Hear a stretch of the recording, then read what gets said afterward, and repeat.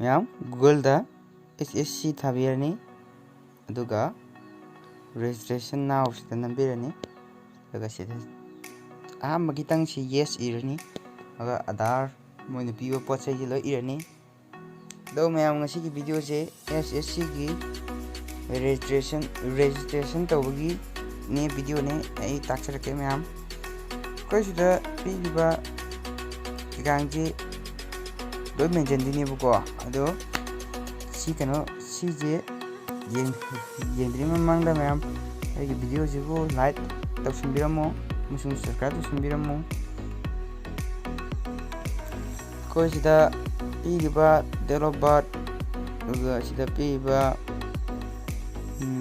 मिंगनु तगी class 10 की certificate board of secondary education Manipur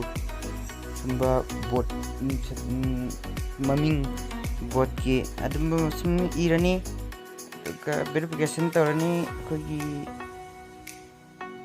email नु हापचलनी अदुगा कोई save तौसलनी save तौरगा ma'am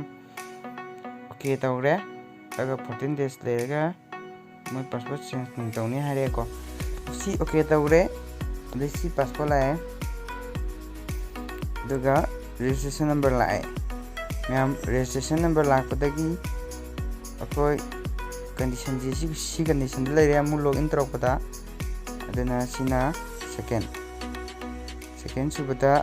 अइना नमगदबा पुकदबा सिंदो Siram पीइबा ma'am जे लोइ नमो दुगा kita ama ketangnya ko yang luma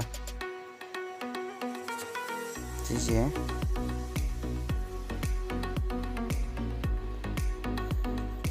si daldar nung khalani aga sisi to sisi ko atem tanang namgano otherwise other namgadaba other namaga aduga moi adagi kana iwa kanda no mengitaba ko aduga tay mening goina tawbiro kai ki stage kalani aduga sida successful haina ama tharakane ko adubu ma'am yengminasi ki condition je lere ma'am aduga save tawsanba matamda moya thare successful na ko aduga ai registration number pire sida ai OTP ji nambirani aduga captcha nambirani submit tawsilani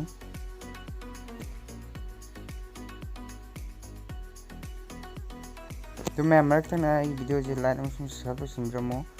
सिदा हारे सिदा यारे हायना हारे दे यावगी मोय कनो लाखरे को मागे गा सिदा संगा सिदा कनो ले सिना कनो तौनबने अप्लाई तौनबने तो अप्लाई जी दी ए अप्लाई तौबुदि उच्चरोय मैम दो